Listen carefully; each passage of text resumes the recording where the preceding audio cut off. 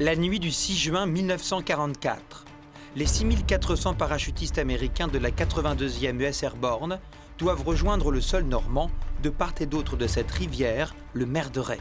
Le danger, les marais inondés par les Allemands. Leur mission, s'emparer de 2 ponts et prendre Sainte-Mère-Église. 1h15 du matin, dans le ciel du Cotentin, pointe le clocher de Sainte-Mère-Église. Le tocsin retentit. Un incendie accidentel s'est déclaré dans une demeure située à quelques mètres de la place centrale. Des pompiers aidés de quelques habitants tentent d'éteindre le sinistre sous la surveillance de plusieurs Allemands. Qu'importe, des parachutistes sont largués au-dessus du village. Certains paras américains sont abattus avant même d'avoir atteint la terre ferme. Le pire, la chaleur dégagée par les flammes de la maison en feu attire comme des aimants les parachutes de nylon. Plusieurs parachutistes tombent alors dans le brasier. D'autres plus chanceux atterrissent à quelques mètres du centre du bourg. Les affrontements avec les Allemands commencent. Le para John Steele se retrouve accroché sur un côté de l'église. Contrairement à l'idée répandue, il n'est pas suspendu au clocher face à la place où les combats se déroulent, mais sur un côté plus discret, donnant sur une petite rue adjacente.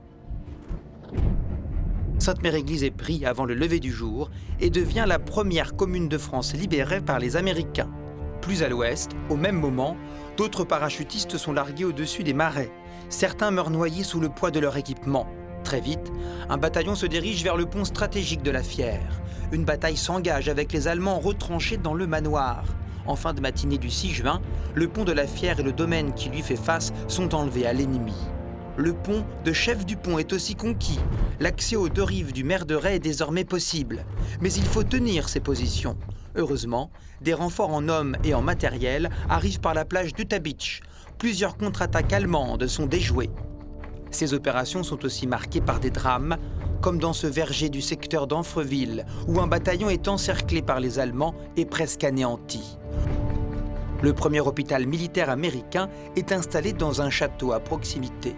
Au soir du 6 juin, les objectifs ont été atteints, mais beaucoup de parachutistes sont portés disparus ou perdus dans la campagne normande. Les 3/4 des hommes de la 82e US Airborne sont tombés au mauvais endroit.